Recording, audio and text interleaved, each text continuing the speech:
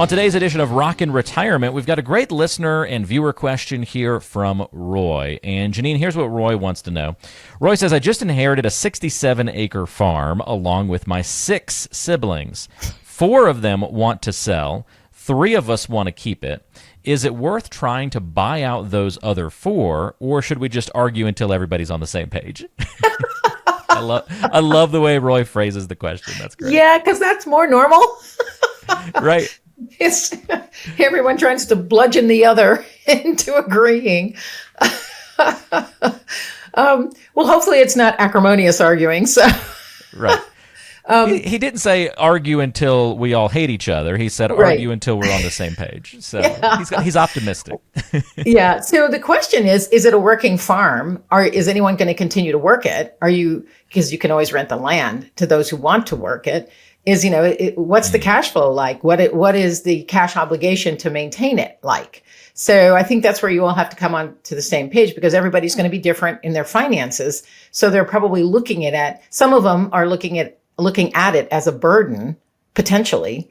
And then, what's the overall objective for the farm?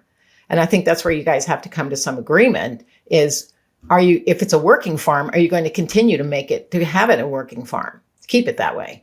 And then what does that entail? Because look at the math. You're going to have to sit down and actually just go through the math.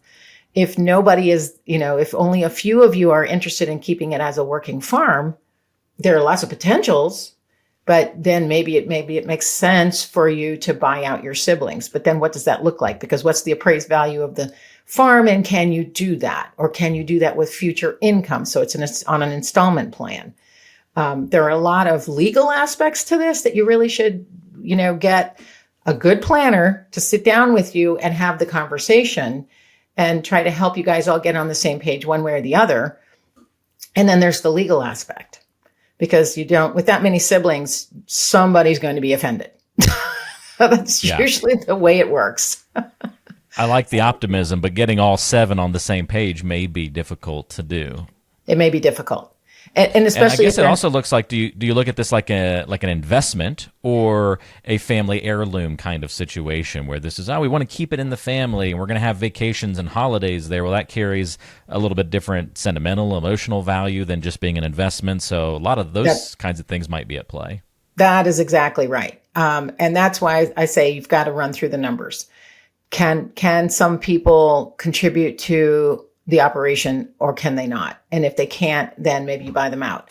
But, being able to buy out, how are you going to make that transaction happen? So, because probably not all of you have the cash to do that, or how would you get the cash to do that? So, a lot of people do. A lot of these decisions are, unfortunately, there's a lot of split in families because the decisions are made emotionally, and understandably, especially if you grew up there, if you all grew up on the farm, looking at it long term, you're going to have to come to some agreement on the math, and then make a decision from there, and then make a decision from the legal aspect. So no one is basically cut out of the will or the inheritance. Yeah.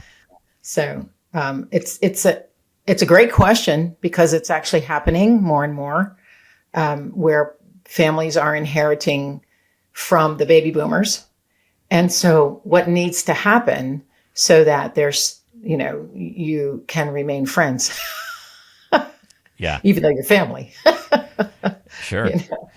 That's a great point, though. You can put all of this emphasis on the investment, the money, and all those other things. But boy, it's kind of nice to hear somebody say, you know what, though, the main goal out of this might be maintain your relationships with your family members and let that be the priority, and then let things fall in place after that. So don't lose sight of that fact too, because it's not worth it to lose your family over these things. And right.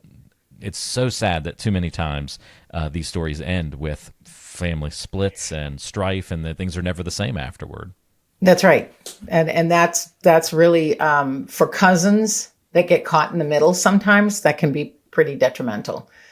But, and then you have lifelong divisions, which is unfortunate. It is. But yeah.